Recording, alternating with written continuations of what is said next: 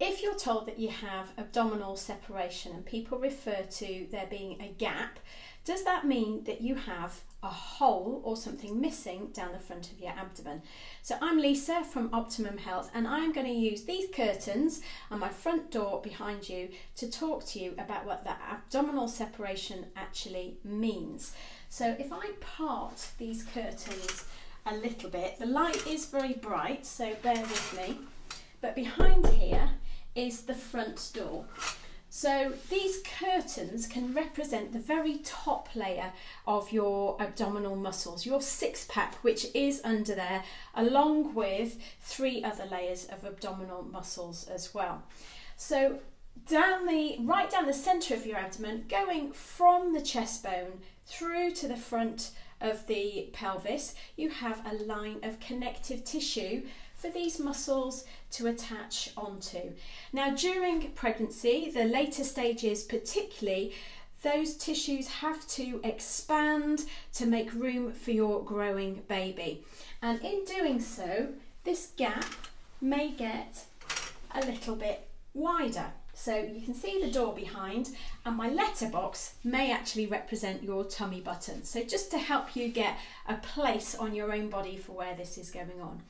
So in the early weeks after you've actually had your baby, all things being equal, with a right amount of nourishment and the rest and recuperation, often these tissues come back to where they started of their own accord. Now, they never come to the point where they touch. You will always have that connective tissue for them to connect onto. So when we're talking about a gap, it's the size of space that the connective tissue spans and what the abdominal muscles actually attach onto, rather than there being nothing there.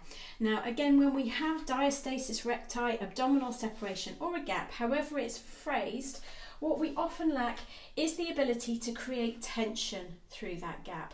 And I don't mean pushing out into it, but to create a bridge from one side of the tissue to the other. So the way I like to refer to this is, if you imagine there's a river and you had to get across that river, you would prefer a nice sturdy brick or iron wrought bridge rather than stepping across lilos. So if you were stepping across lilos to get to the other side of the river, it would be really quite bouncy, tricky, wibbly, wobbly, and you may well fall in. Whereas if you've got a nice sturdy bridge, you can just very simply walk over that river or gap. So what we want with diastasis recti is to be able to create appropriate tension through and across that gap, to be able to provide the bridge between the 2 halves of the abdominal muscles.